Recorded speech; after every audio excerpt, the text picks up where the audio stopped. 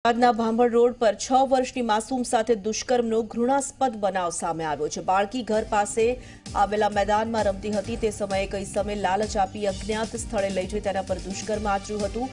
બાળકીની પરિસ્થિતિ ગંભીર હોતા તેને સારવાર માટે નજીકની હોસ્પિટલ ખસેડવામાં આવી હતી। સમગ્ર મામલે બોટાદ પોલીસે આરોપીને ઝડપી પાડવા માટે અલગ અલગ ટીમો બનાવીને શોધખોળ શરૂ કરી સાથે જ આમ જનતાને પણ માહિતી આપવા માટે પોલીસે અપીલ કરી છે। તો બોટાદની આ ઘટના છે। બાળકી સાથે દુષ્કર્મનો ઘૃણાસ્પદ બનાવ બન્યો છે।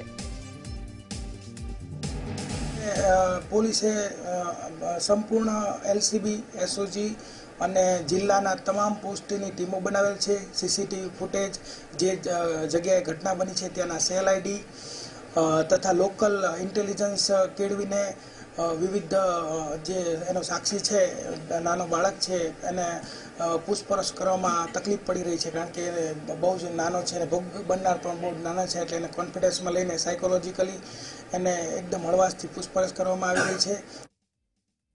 સંવાદદાતા રઘુવીર મકવાણા પાસેથી વધુ વિગતો પ્રાપ્ત કરીશું। રઘુવીર, જે રીતે આ ઘૃણાસ્પદ કૃત્ય કરવામાં આવ્યું છે બોટાદમાં, આરોપીને પકડવા માટે કઈ દિશામાં કાર્યવાહી ચાલી રહી છે?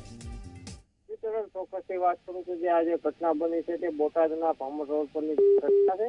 બાળકી તેના ઘર પાસે મેદાનમાં રમતી હોય ત્યારે એક ઈસમ તેને પતંગ બનાવવાની લાલચ આપી અજ્ઞાત સ્થળે લઈ જાય આજે કૃત્ય દુષ્કર્મ જે આચર્યું છે ને બાળકીને ગંભીર હાલતે હોસ્પિટલ ખસેડવામાં આવી હતી અને ત્યારબાદ હાલ બાળકી સૌ પ્રથમ બોટાદની સરકારી હોસ્પિટલ અને ત્યારબાદ બાળકીની મેડિકલ તપાસ અર્થે ભાવનગર હોસ્પિટલે ખસેડવામાં આવી છે। ને પોલીસની જો વાત કરીએ તો પોલીસ દ્વારા બોટાદ પોલીસ જે બોટાદ જિલ્લા પોલીસ વડા દ્વારા બોટાદની તમામ પોલીસને હાલ બોટાદ બોલાવીને કુલ ટોટલ 12 જેટલી ટીમો બનાવી જે આ સર્ચ ઓપરેશન હાથ ધરવામાં આવ્યું છે આરોપીને પકડવામાં। અને પોલીસ દ્વારા એવું પણ કહેવામાં આવ્યું છે, જનતાને પણ અપીલ કરવામાં આવી છે કે જે આ જે ઘટના બની છે તે અંગે કોઈ પણ પબ્લિકનો માણસ જે કાંઈ પણ જાણતો છે પોલીસને આવીને જાણ કરવામાં આવે।